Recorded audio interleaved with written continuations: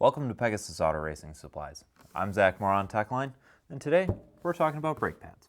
Not just any brake pads, we're talking about Hawk brake pads. These are the basic pads that Hawk has.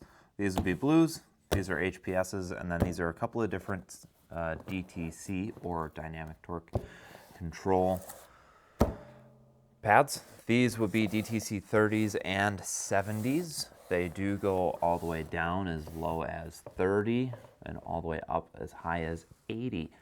They would be the intervals would be 30, 50, 60, 70, 80.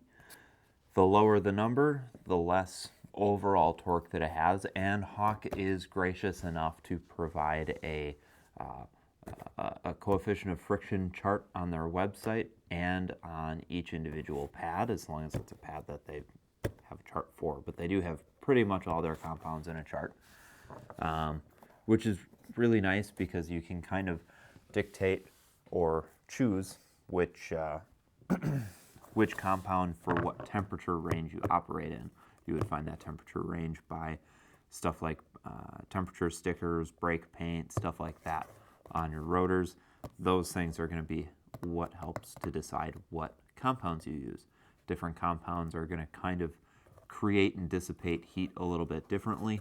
It also comes into play on if you have any cooling ducts, what rotors you have, what style of rotors, both on the venting or non-vented, or how many vanes there are if it is vented, stuff like that, as well as if it's a one-piece or a two-piece. Like I said, if you have any brake ducts going to it or even just deflectors. All of those things are going to be what decides what temperature range of pad you need. Each pad compound is going to respond differently. A lot of people prefer to use one compound for the front and rear just so that they can kind of raise in temperature equally. Some people prefer that method. Some people put a slightly less aggressive compound in the back just because the rears don't typically get quite as hot. It's all personal preference and what you want to do. I personally like doing the same compound front and rear. At one point I had calipers that used the same pads front and rear, so it was really easy to kind of rotate pads like you do with tires.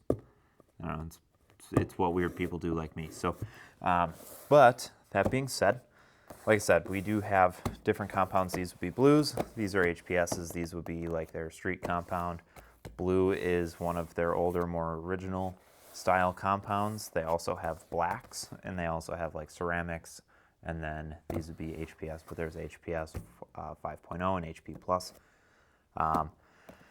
And like I said, their current racing line would be the DTC lineup. So it's not uncommon for people even in small light stuff like Miatas to run DTC 70s. It all comes down to what tires you have, what aero package you have, how much power you have, all the little things that change what compound to run.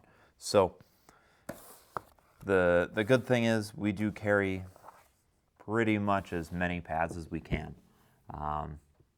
Whether it's stock pad shapes like these, both of these are stock pad shapes, or aftermarket calipers like AP Racing calipers, Brembo,